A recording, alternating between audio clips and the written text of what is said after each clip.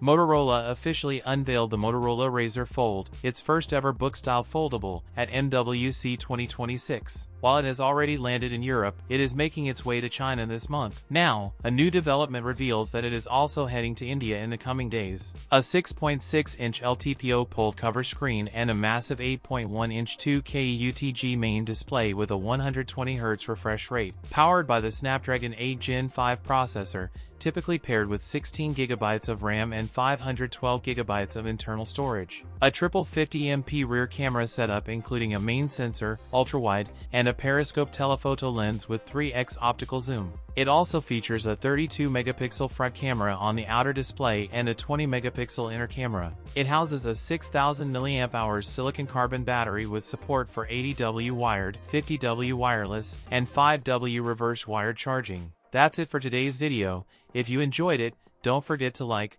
comment, and subscribe for more content. Thanks for watching, and I'll see you in the next one.